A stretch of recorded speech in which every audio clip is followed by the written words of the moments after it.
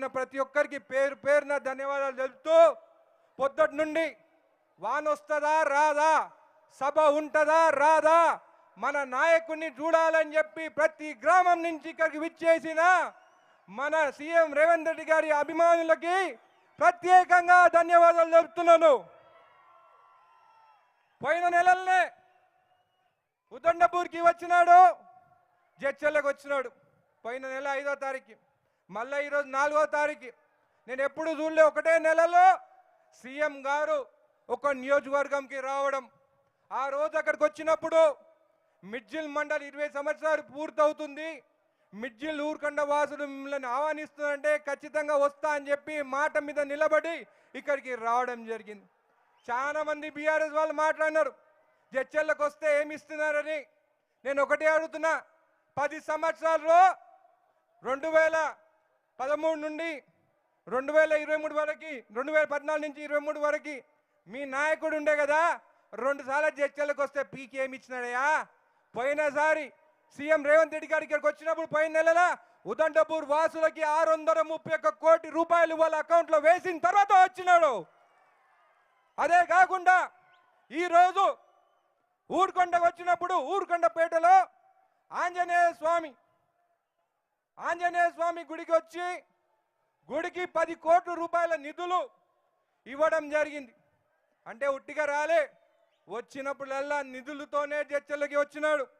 అదే కాకుండా Urukonda మండల్కి integrated mandal office అని చెప్పి 12,80,00,000 రూపాయలతోని, అదేవిధంగా జగ్బోయిన్పల్లి టు వెల్జాడ్కి 1,20,00,000 రూపాయలతోని రోడ్డు ఇక్కడ మంజూరైందని చెప్పి కూడా మీకు తెలియజేస్తున్నాను. అక్కడి నుంచి ఇక్కడికి వచ్చినప్పుడు మీ నాయకుడు, అభిమాన నాయకుడు ద్యాబా గోపాల్ రెడ్డి గారి విగ్రహావిష్కరణ, అదేవిధంగా బాబాసాహెబ్ అంబేద్కర్ గారి విగ్రహావిష్కరణ చేసుకొని ఇక్కడికి రావడం జరిగింది. మళ్ళీ మిడ్జిల్కి ఏమి ఇచ్చినారంటే, మిడ్జిల్లో మహిళలకు సమైక్య బిల్డింగ్ 65 లక్షలు, అంబేద్కర్ కళాభవనం 1,90,00,000, అదేవిధంగా మహిళలకు పెట్రోల్ బంక్ పెట్టుకునే దానికి 1 కోటి రూపాయలు శాంక్షన్ చేయడం జరిగింది. ఇదే కాకుండా check dams, Vadiyala check dam 5,91,00,000, Vaspula check dam 8,50,00,000, Bairampalli check dam 8,75,00,000. అదేవిధంగా ఇదే కాకుండా బ్రిడ్జులు, వానవడి దుండిబి వాగులో నీళ్ళు వస్తే చాలా మంది చనిపోతున్నారని చెప్పి బ్రిడ్జులు ఇవ్వాలని చెప్పి సీఎం రేవంత్ రెడ్డి గారు ఎక్వాయిపల్లి టు లింగం దానా 3 కోట్లతోని బ్రిడ్జ్ మంజూరు చేసినారు. అదేవిధంగా లింగంపేట టు నల్లకుండ తాండా 4.5 కోట్లు, నెక్కొండ టు బైరంపల్లి 4.5 కోట్లు, వల్లభరావుపల్లి టు వేముల బ్రిడ్జు 10,20,00,000. ఇదే కాకుండా ప్రతి గ్రామానికి ఏదో ఒకటి చేయాలి, మిడ్జిల్ ఊరుకొండ మండలికి అని చెప్పి స్పెషల్ డెవలప్మెంట్ ఫండ్ కిందికి 20 కోట్ల రూపాయలు, ప్రతి గ్రామానికి 50 లక్షల రూపాయలతోని నిధులు ఇవ్వడం జరిగింది. మళ్ళీ ఇదే కాదు, జడ్చర్ల నియోజకవర్గం మీరు చూస్తే రేషన్ కార్డులు 11,000 రేషన్ కార్డులు, కొత్త రేషన్ కార్డు 10 ఏళ్ళలో ఏమైనా ఇచ్చినారే ఒక రేషన్ కార్డు. అదే కాకుండా గృహజ్యోతి 26,000 గృహాలకి ఉచిత విద్యుత్ ఇస్తున్నాం జడ్చర్ల నియోజకవర్గం అని చెప్పి కూడా మీకు తెలియజేస్తున్నాం. ఇంద్రమ్మ ఇల్లు 3,500 అప్పుడు ఇచ్చినాం, ఇప్పుడు మళ్ళా 2,000 ఇండ్లు శాంక్షన్ అయినాయి. ఇదే కాకుండా రుణమాఫీలో ఎన్ని కోట్లు వచ్చినాయి తెలుసా?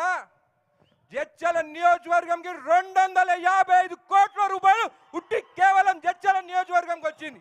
ఎంతమందికి తెలుసా? 31,000 మందికి రుణమాఫీ జరిగింది. వాళ్ళు ఏమో ఏం జరగలేదంటారు. మరి 255 కోట్లు ఎక్కడ పోయినాయి? మీలాగా ఆ బీఆర్ఎస్ వాళ్ళ దొంగ అకౌంట్లు చేసుకొని పైసలు వేసుకోలేదు, అకౌంట్లోనే వేస్తామని చెప్పి కూడా మీకు తెలియజేస్తున్నాం. ఇదే కాకుండా ఆ 10 ఏళ్ళలో ఏం చేస్తారా మీరు? ఆర్ఎన్బి రోడ్స్ ఎంత ఇచ్చినారా మీరు? 122 కోట్లు 10 ఏళ్ళల్లో. అదే ఇప్పుడు 2.5 సంవత్సరాలలో ఈరోజు మనకి ఆర్ఎన్బి రోడ్లు 280 కోట్ల రూపాయలు జడ్చర్ల నియోజకవర్గంకి వచ్చినాయి హ్యామ్ ప్రాజెక్ట్ ద్వారా.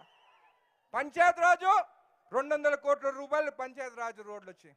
ఇదే కాకుండా IIIT జడ్చర్లకి IIIT దాదాపు 400 కోట్ల రూపాయలతో వచ్చి, మొన్న రాజాపూర్ మండల్కి అడ్వాన్స్ టెక్నాలజీ సెంటర్ 43 కోట్లతోని వివేక్ గారు వచ్చినారు, ఆ రోజు శంకుస్థాపన చేయడం జరిగిందని చెప్పి కూడా మీకు తెలియజేస్తున్నాను. మళ్ళీ బాలనగర్ మండల్కి యంగ్ ఇండియా స్కూల్ 200 కోట్ల రూపాయలు బాలనగర్ మండల్కి వచ్చింది. అదే కాకుండా మన పార్లమెంట్లో నవోదయ వస్తే నవోదయ స్కూల్ కూడా బాలనగర్ పెద్దాయిపల్లి కాడ కావాలని చెప్పి అక్కడ కూడా శాంక్షన్ చేయించి మొన్ననే క్యాబినెట్లో 20 ఎకరాలు కూడా ఆ స్కూల్కి మీరు క్యాబినెట్లో అప్రూవ్ చేసినందుకు ధన్యవాదాలు తెలుపుతుందని చెప్పి కూడా మీకు తెలుసు. అంటే జడ్చర్ల నియోజకవర్గము ఒక ఎడ్యుకేషనల్ హబ్గా తీర్చిద్దాం. మళ్ళీ నవాపేట్ మండల్కి పబ్లిక్ స్కూల్ కావాలని చెప్పేసి తెలంగాణ పబ్లిక్ స్కూల్ కావాలని చెప్పి కూడా మేము ప్రపోజల్ పెట్టినాం. ఖచ్చితంగా నవాపేట్ మండల్ కూడా వస్తుందని చెప్పి కూడా మీకు తెలియజేస్తున్నాను. ఇదే కాకుండా బట్టి గారు ఇక్కడ ఉన్నారు. ఇక్కడ ఒక మాజీ ఉండే, ఆయన మంత్రి ఉండే, ఆయన 6 సబ్స్టేషన్లు తెచ్చిండే. కానీ మన ప్రభుత్వం వచ్చిన తర్వాత మనకు వచ్చిన సబ్స్టేషన్లు 22 సబ్స్టేషన్లు జడ్చర్ల నియోజకవర్గం. ఈరోజు రాచాలపల్లి కూడా ఒక సబ్స్టేషన్ శాంక్షన్. మేమంతా ఇంకా 20 ఏళ్ళు 30 ఏళ్ళ విజన్తో పనిచేస్తున్నామని చెప్పి కూడా మీకు తెలియజేస్తున్నాం. ఇదే కాకుండా 670 ట్రాన్స్ఫార్మర్లు కూడా జడ్చర్ల నియోజకవర్గం వచ్చిందని చెప్పి కూడా మీకు తెలియజేస్తున్నాను. ఇదే కాకుండా జడ్చర్లకి బైపాస్ కావాలని చెప్పి కూడా డిపిఆర్ జితేందర్ రెడ్డి గారు కూడా ఇన్ఫర్మేషన్ ఇచ్చినారు. సెంట్రల్ నుంచి మనకి బైపాస్ కూడా వస్తుంది, ఆల్రెడీ టెండర్స్కి వెళ్ళిందని చెప్పి కూడా మీకు తెలియజేస్తుంది. ఇన్ని వచ్చిన తర్వాత వాళ్ళు ఏమంటారు, వచ్చేది మేమే అంటారు. దేనికా మీరు వచ్చేది? ఫోన్ ట్యాపింగ్ చేసేదానికా? మా ఫోన్లు వినేదానికా? మహిళలు ఇక్కడ ఉన్నారు, ఒకటే అడుగుతానమ్మా. మా అమ్మకి 70 ఏళ్ళు, మా అమ్మ ఫోన్లు రికార్డ్ చేసినారు. నా భార్యకు అసలు రాజకీయంగా సంబంధమే లేదు, ఆమె ఫోన్ కూడా రికార్డ్ చేస్తారు. చెప్పండి అమ్మా, మీ కొడుకుతో మాట్లాడేటప్పుడు వేరే వింటే మీకు ఎట్లా అనిపిస్తుంది? మీ భర్తతో మీరు మాట్లాడితే మీకు ఎలా అనిపిస్తుంది? నా భార్య అడిగింది నన్ను, నువ్వు రాజకీయాలు పోయిన దానికైనా నా ఫోన్లు రికార్డ్ అయినాయా అని అడిగింది. ఏమి సమాధానం చెప్పాలి చెప్పండి మహిళలని చెప్పి నేను అడుగుతున్నాను. అదే మన ప్రభుత్వంలో స్వేచ్ఛ ఉన్నది, కబ్జాలు లేవు. ఈరోజు జడ్చర్ల నియోజకవర్గం మీరు చూస్తే అభివృద్ధిలో 1వ స్థానానికి తీసుకొచ్చేదానికి సంకల్పంతో ఉన్నాను. వచ్చేసరికి రాహుల్ గాంధీ గారు ప్రైమ్ మినిస్టర్ కావాలి. నా సంకల్పం, నా విజన్ జడ్చర్లకి. నేను ఒక సాఫ్ట్వేర్ ఇంజనీర్ని, నా దోస్తులతో మాట్లాడుతున్నాను. జడ్చర్ల డేటా సెంటర్లు తీసుకురావాలి, రాహుల్ గాంధీ గారు ప్రైమ్ మినిస్టర్